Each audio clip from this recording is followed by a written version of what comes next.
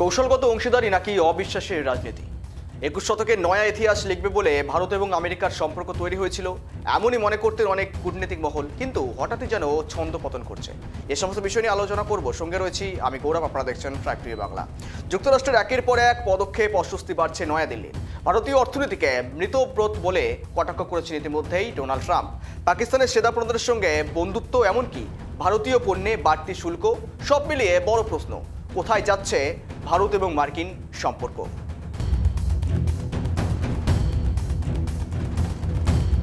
আন্তর্জাতিক বিশেষজ্ঞদের মতে ভারতের উত্থানই আসলে মার্কিন অস্বস্তির মূল কারণ। স্বাধীনতার ৭৯ বছরের মধ্যে ভারত আজ বিশ্বের চতুর্থ বৃহত্তম অর্থনীতি। শুধু তাই নয়, মহাকাশ গবেষণায় ভারত আজ নাসার সমকক্ষ, সামরিক শক্তিতেও ভারতের অবস্থান একেবারে চতুর্থ। বিশ্বের চতুর্থ বৃহত্তম অর্থনীতি। মহাকাশ গবেষণায় মঙ্গল অভিযান, চন্দ্রযান, আদিত্য L1। বিশ্বের চতুর্থ বৃহত্তম সেনা, ৫,০০০ কিমি পাল্লার ব্যালিস্টিক ক্ষেপণাস্ত্র পরীক্ষা।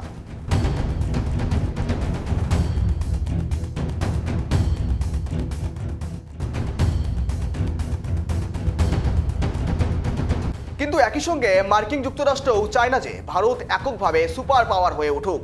তাই কি একদিকে অংশীদারিত্ব, অন্যদিকে চাপ সৃষ্টি? এই দ্বৈত কূটনীতি এখন বড় আলোচনার বিষয়। ভারতীয় পণ্যে অতিরিক্ত শুল্ক, পাকিস্তানের সেনাপ্রধান আসিফ মনিরের সঙ্গে বৈঠক, ভারতীয় অর্থনীতিকে ডেড বলে মন্তব্য।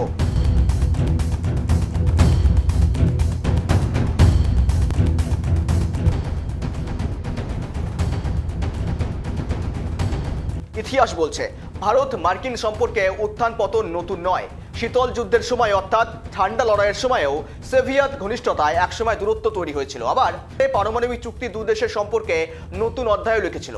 এবার প্রশ্ন একটাই, সহযোগিতা বাড়বে নাকি প্রতিদ্বন্দ্বিতা?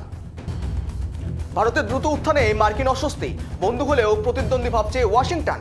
ভারত নিজের ভাগ্য নিজেই লিখবে। কে বলেছিলেন? ইন্দিরা গান্ধী।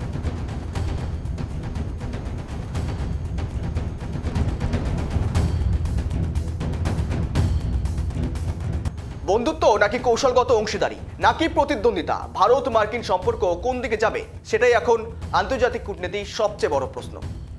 নমস্কার।